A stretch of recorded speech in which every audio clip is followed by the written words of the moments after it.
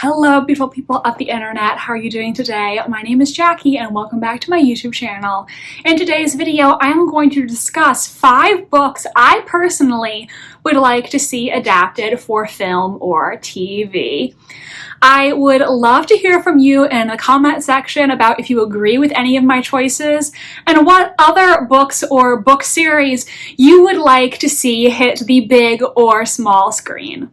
First up on this list, a series of books I think would make a great TV show or film series would be the Veronica Speedwell mysteries by Deanna Raybourn. This was the first historical mystery series I really fell in love with, and I think the book's tone and humor would make it a really great film or TV show. Like, I think if you adapted these, they could at times genuinely be laugh out loud funny. This is a series of historical murder mysteries set in Victorian era London shortly before, during, and after the infamous Jack the Ripper killings. The main character, Veronica Speedwell, is a butterfly hunter who in the first book ends up getting involved in a mystery after a German nobleman tells her he knows something about her mysterious absentee father and turns up dead soon afterwards. She ends up working together with a brooding historian named Stoker to solve the case, and they end up forming a long-lasting crime-solving partnership with very obvious romantic chemistry between the two. I think these books would work wonders in an adaptation. They do really remind me of something along the lines of the Enola Holmes films or the TV show Miss Scarlet and the Duke, so I think it would have a perfect place next to those in your viewing library. Next up, another book series I would love to see adapted is the Scythe series by Neal Shusterman. Shusterman's writing in this series really does have a cinematic quality, and I would love to see this futuristic world he's created brought to the screen. The Scythe series takes place in a futuristic world where mankind has successfully eradicated death. People do not die of natural causes anymore, and if they are involved in an accident, mankind has the technology to bring them back to life. Of course, though, the planet can only support a finite number of people. So mankind's solution was to create scythes. And scythes are basically state-sanctioned contract killers who are responsible for murdering a certain portion of the population every year. In the first book, our 2 main characters, Rowan and Citra, are both selected by Scythe Faraday to train as his apprentices. However, the Scythedom has decided that only one of them can become a scythe, and whoever is not selected will have to be ritually murdered or gleaned by the other.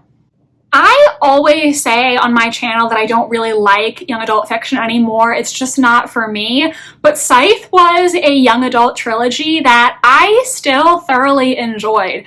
I didn't feel like it was dumbed down at all for a younger audience. Even though it was directed at teenagers, it still talked about a lot of social issues and the way that we as a society think about life and death.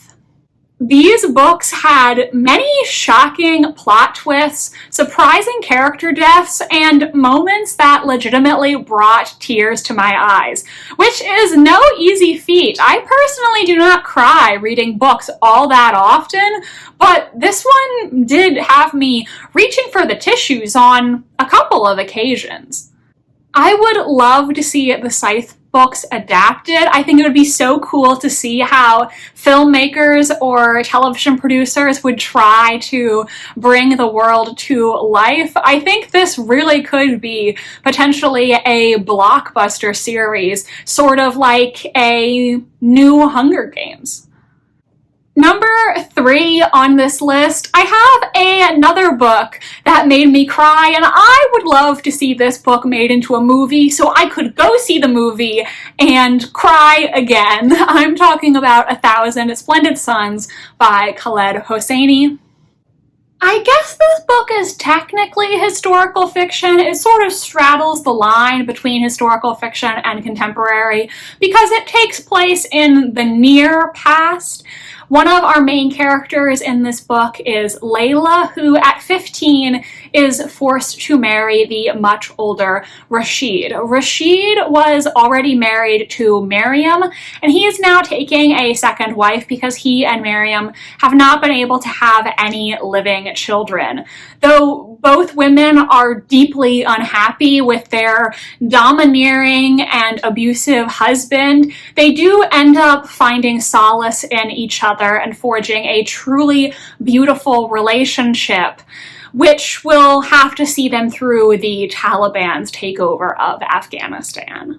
Miriam and Layla are just both amazing characters. I loved them and the relationship they had with one another. There was a point in this book, you probably know what point I'm talking about if you read it, where I was sobbing, like actual tears running down my face. I had to take a moment to collect myself because the tears were blurring my vision and I could not see the page. I could feel them running down my cheeks and taste the saltiness on my mouth.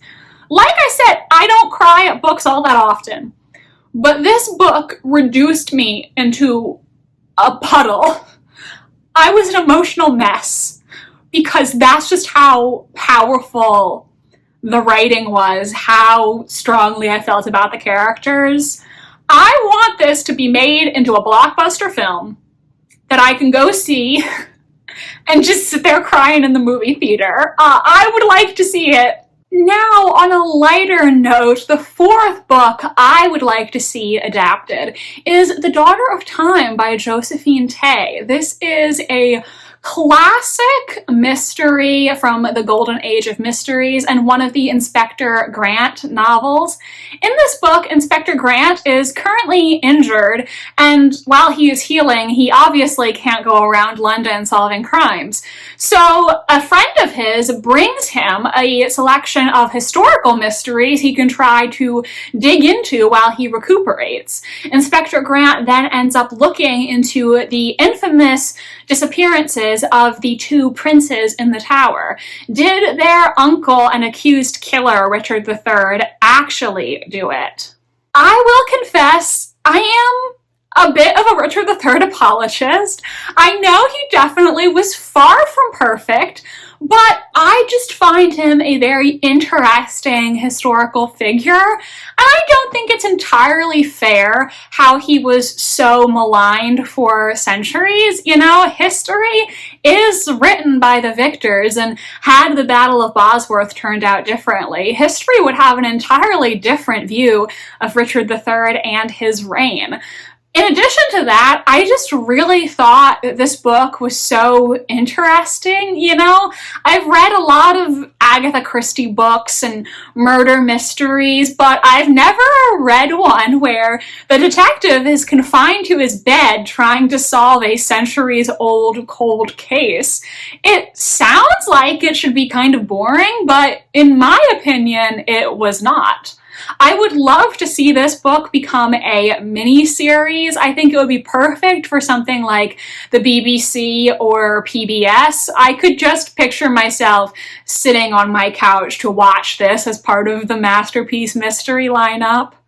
And this is an old book, so it probably has been adapted at some point, but I want a new one. I want a new Daughter of Time miniseries to air on a PBS station near me, alright? Make it happen, people.